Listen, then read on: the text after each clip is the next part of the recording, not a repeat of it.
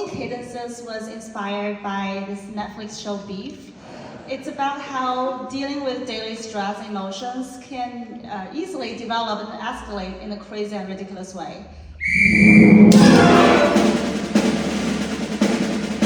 Well, it's been such a treat and really a privilege to be able to, have the duration of 20 minutes, a huge canvas for me to really develop, ideas into different genres, for example, and then also to have plenty of time to work with the soloists from really the scratch. So I had the sketches and I started sending to the soloists, and because I come to see Santa Rosa concerts pretty often, I got to connect with each one of them. So they were really actively participating in the process of developing this piece. There are lots of back and forths. So it's been a true collaboration.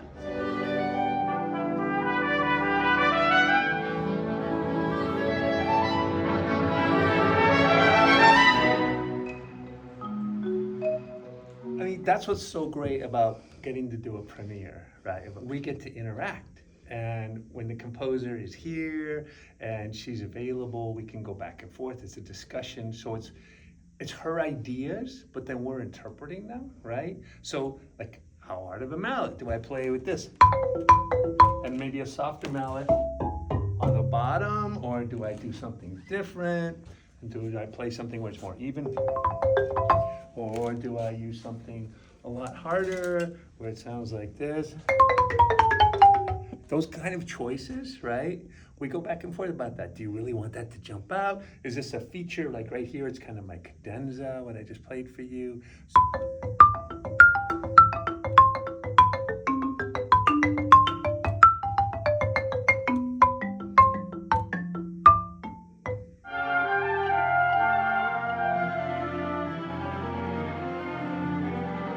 This is actually my first time getting to work on a piece of that scale that has, that we get to have that experience with the composer. It's very rewarding because, just having that face-to-face contact and immediate answers to questions. I'm playing Beethoven or Mahler. I can't ask Beethoven or Mahler what they intended with something. So it's very cool getting to hear the thought process behind the piece and everything.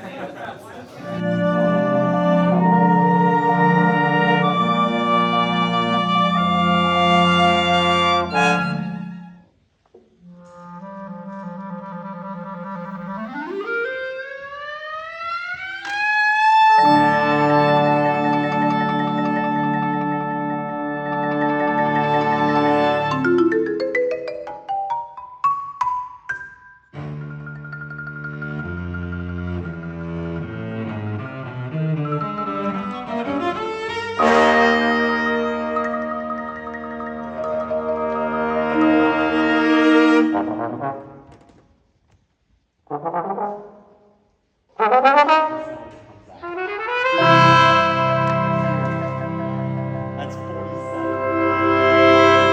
I know, but now that we're in the hall, we really need to We've had a lot of fun, for sure. Learning this new piece, it's really interesting. It's fascinating how she chose these different instruments, and I was surprised as a violist that I was given the leading one of the higher lines, of course trumpet as well. But as a string player, it's usually violin, but she chose viola, so I'm really happy about that. It's kind of exciting. Actually, at the rehearsal, it actually was written for violin originally in a different kind of iteration, and so some of it was actually a little high for the viola, and it just didn't feel it just felt a little awkward. So I actually spoke to her about it and asked her. We had a rehearsal about a month and a half ago, and we actually, all of us were able to give her some feedback, and I asked her to rewrite some of it for more in my range, and it's so much more playable, and it sounds also better for the instrument as well. It brings out the viola sound. So that's what I was able to sort of talk to her about and put that input.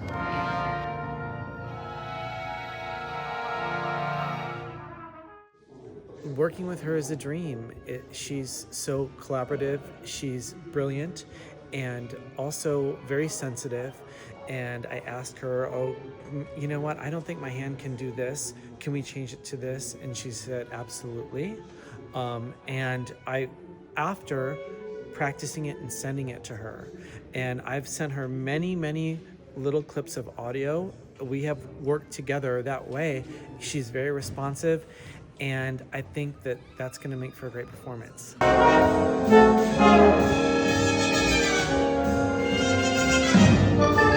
Just immensely grateful for this incredibly rewarding collaboration.